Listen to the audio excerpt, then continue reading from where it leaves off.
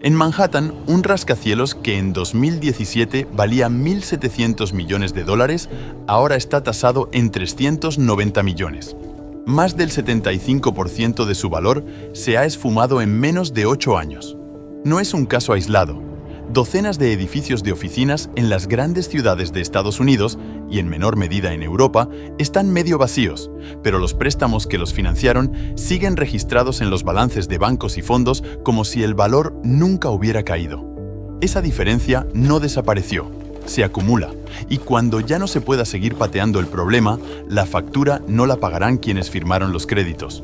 La pagarás tú, con impuestos más altos, crédito más caro o una economía que crece menos. El teletrabajo y el trabajo híbrido no fueron un paréntesis de la pandemia.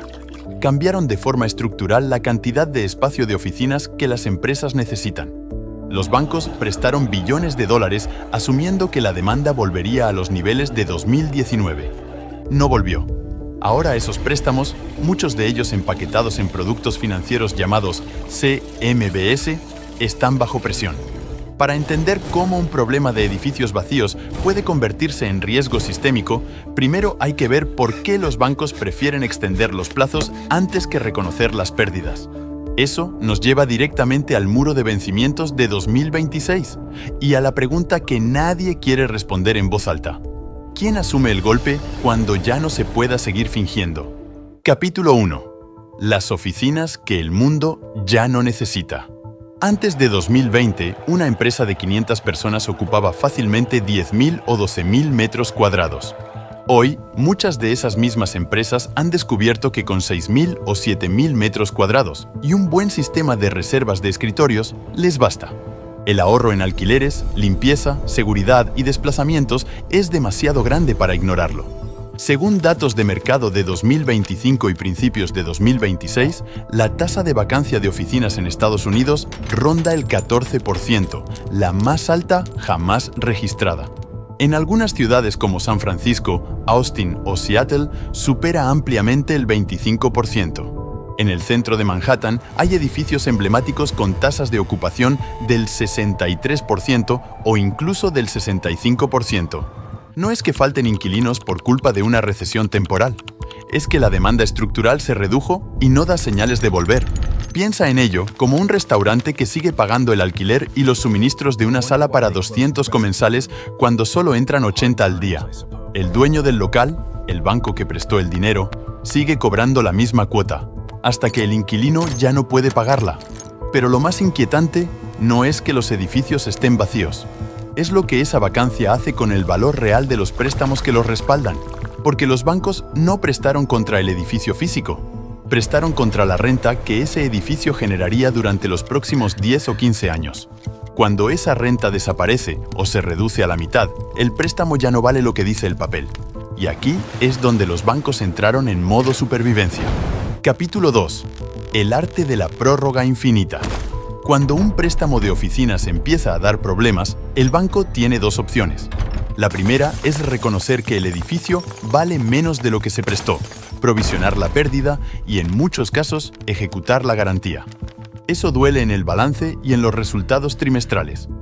La segunda opción es sentarse con el promotor o el propietario y decir: te ampliamos el plazo 2 años, te bajamos temporalmente la cuota y esperamos que las cosas mejoren. A esta segunda vía se la conoce en el sector como extend and pretend, extender y fingir. Funciona mientras el propietario siga generando algo de caja o mientras el banco crea que el mercado se recuperará. El problema es que, en el segmento de oficinas, esa recuperación no llega. Los préstamos que se originaron entre 2018 y 2021, con tipos de interés muy bajos y estructuras de solo intereses, ahora tienen que refinanciarse a tipos mucho más altos y con valoraciones de los inmuebles entre un 30% y un 50% más bajas en muchos casos. En enero de 2026, la tasa de impagos de los préstamos de oficinas empaquetados en CMB alcanzó el 12,34%, según los datos de TREP, la principal fuente de análisis de este mercado. Es la cifra más alta jamás registrada y supera en más de 1,5 puntos el pico de la crisis financiera de 2008. Algunos edificios concretos ilustran la magnitud. One Worldwide Plaza en Manhattan, que en 2017 se tasaba en 1.700 millones de dólares. En 2025 estaba valorado en 390 millones, una caída del 77%. Otro gran activo en el distrito financiero neoyorquino entró en impago por vencimiento a principios de 2026 con una vacancia del 35%. Los bancos han vendido parte de estos préstamos problemáticos a inversores a precios muy descontados para sacárselos de encima. Pero los que se quedan en balance, especialmente en bancos regionales estadounidenses, siguen ahí, muchas veces con valoraciones que no reflejan del todo la realidad del mercado. Sin embargo, hay un momento en que ni las prórrogas ni las ventas parciales bastan. Capítulo 3. El muro de vencimientos de 2026. En 2026 vence una cantidad muy significativa de préstamos de oficinas. Solo en el segmento de CMBS hay más de 100.000 millones de dólares en préstamos de oficinas que llegan a su fecha de vencimiento. Muchos de ellos fueron concedidos en los años de dinero barato y ahora no pueden refinanciarse en condiciones parecidas. Cuando un préstamo vence y el propietario no puede pagar el principal ni conseguir nueva financiación, se produce un impago por vencimiento. No es que el edificio haya dejado de generar renta de golpe, es que ya no genera suficiente para que un nuevo prestamista esté dispuesto a asumir el riesgo al valor actual del inmueble. La diferencia con crisis anteriores es que esta vez el problema no es principalmente de impagos mensuales por falta de caja, es un problema de valoración y de capacidad de refinanciación, y eso hace que el ajuste sea más lento y más doloroso. Los prestamistas siguen prefiriendo modificar condiciones antes que ejecutar, porque ejecutar significa reconocer pérdidas grandes de golpe y vender el edificio en un mercado donde hay pocos compradores dispuestos a pagar precios cercanos a los de hace 5 años. Mientras tanto, la tasa de impagos en oficinas dentro de CMBS se mantiene en niveles récord. Los analistas esperan que 2026 sea el año en que se acerque el pico de este ciclo de estrés, probablemente entre el 12% y el 13%. Entonces, ¿qué pasa cuando ya no se puede seguir extendiendo? ¿Quién asume realmente esas pérdidas? Capítulo 4. El rescate que termina en tu declaración de la renta. Los préstamos de oficinas no están concentrados en un solo tipo de entidad como ocurrió con las hipotecas subprime en 2008. Parte está en manos de bancos, especialmente regionales en Estados Unidos, parte en CMBS que compraron fondos de pensiones, aseguradoras e inversores institucionales de todo el mundo, y parte en balances de grandes bancos europeos que tienen exposición a activos estadounidenses. Cuando las pérdidas se materializan de forma masiva, hay varias vías por las que el coste acaba llegando al ciudadano medio. La primera es indirecta pero muy real. Si los bancos ven erosionado su capital por provisiones o por ventas a descuento, reducen el crédito nuevo que conceden a empresas y familias. Menos crédito significa menos inversión, menos contratación y un crecimiento económico más débil. Ese crecimiento más débil se traduce en menos ingresos fiscales y a medio plazo en presión para subir impuestos o recortar gasto público. La segunda vía es más directa. Si el problema se considera sistémico, si amenaza la estabilidad de varias entidades importantes, los gobiernos suelen intervenir con avales, líneas de liquidez o, en última instancia, rescates. Esos rescates se pagan con dinero público. En Europa ya hemos visto cómo el BEIC y los supervisores nacionales vigilan de cerca la exposición al inmobiliario comercial. En Estados Unidos, los reguladores han estado presionando a los bancos para que provisionen más, pero el ritmo de reconocimiento de pérdidas sigue siendo gradual.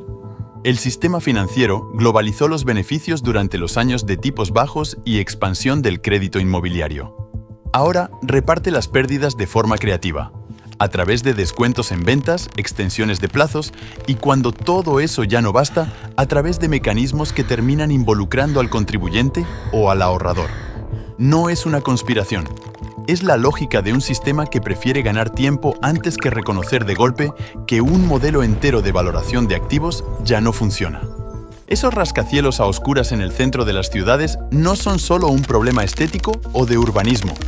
Son la prueba tangible de que una suposición central del sistema financiero, que la demanda de espacio de oficinas crecería de forma casi ilimitada, ya no se sostiene. Los bancos y los reguladores lo saben. Por eso extienden, modifican y, en algunos casos, venden con descuento. Pero cada prórroga que dan es tiempo comprado a cambio de un reconocimiento aplazado. Y ese reconocimiento aplazado tiene un coste que, de una forma u otra, termina llegando a la economía real y a las cuentas públicas. Lo que has visto en este vídeo no es una predicción de colapso inminente.